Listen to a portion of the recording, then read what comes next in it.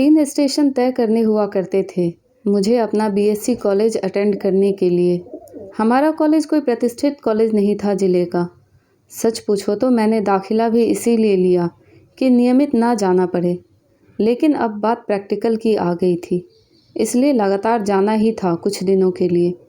मुझे local train का सफ़र बिल्कुल पसंद नहीं था। एक तो उसमें हर तरह के लोग चढ़ते हैं, दूसरे ट्रेनों का समय इधर उधर होता रहता है, तीसरी बात अचानक वो एक प्लेटफॉर्म पर ना आकर दूसरे प्लेटफॉर्म पर आ जाती है। उन दिनों अपने ज़िले की ट्रेनों में तो खासकर लड़कियों का सफ़र करना एक चुनौती ही होता था। मैं वो भयावह रात कभी भूल ही नहीं पाती। शनिवार का दिन था। खुश थी कि अगले दिन कॉलेज नहीं आना होगा। रेलवे स्टेशन पहुंचकर पता चला कि सारी ट्रेनें रुकी हुई हैं। उस ट्रैक पर कोई एक्सीडेंट हो गया है। मैंने 2-4 लोगों से पूछा तो किसी ने कहा आज तो मुश्किल ही पहुंच पाओगी घर। किसी ने कहा अभी खुल जाएगा रास्ता, थोड़ा इंतज़ार कर लो। मुझे एक पुलिस वाला सबसे भरोसेमंद लगा। मैंने उससे पूछा तो उसने कहा दूसरी वाली गाड़ी में बैठ जाओ, ये पहुंचा देगी। मैं किसी और ट्रेन में बैठ गई। धीरे धीरे रात होने लगी, लेकिन ट्रेन टस से मस न हुई। उन दिनों फ़ोन की भी सुविधा नहीं थी जो किसी को बता भी देती कि मैं कहाँ हूँ। बिजली सी गिर गई जब किसी ने कहा इस ट्रेन में क्यों बैठ गई हो, ये तो सुपर फास्ट है, ये चल पड़ी तो सीधा दिल्ली जाकर रुकेगी। हलक में डर की हवा सी भर गई। गाड़ी 2 स्टेशनों के बीच वीराने में खड़ी थी, जिसके डिब्बे में हर नज़र बस मुझे ही घूर रही थी।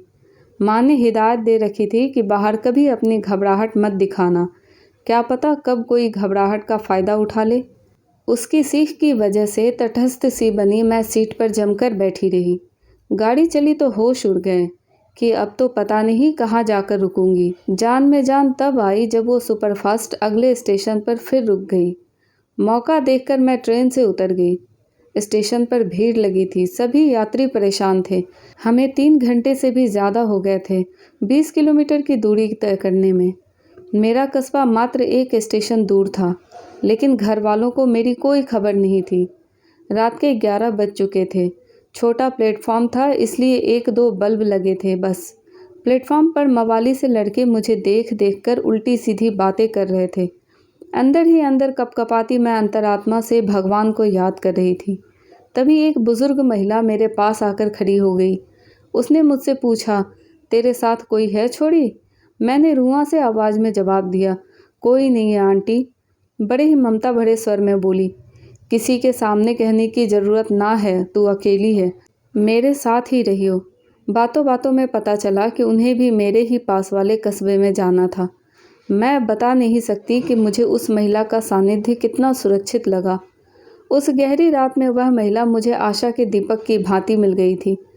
अथक प्रतीक्षा के बाद हमारी ट्रेन पीछे से आई। उस महिला ने मुझे बेहद सुरक्षित तरीके से ट्रेन में चढ़ाया, नहीं तो वह मनचले मुझे इधर उधर स्पर्श करने की पूरी फिराक में थे।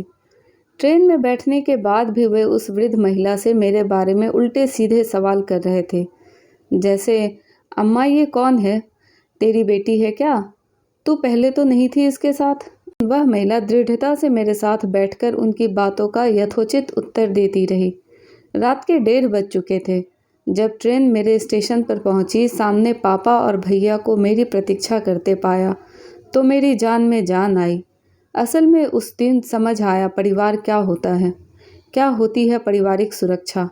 अपनों से नज़र हटी तो वापस उन आंटी की ओर ध्यान गया। आंटी वहाँ नहीं थी। वो मनचले अब भी मुझे घूर रहे थे, लेकिन आंटी पता नहीं कहाँ चली गई।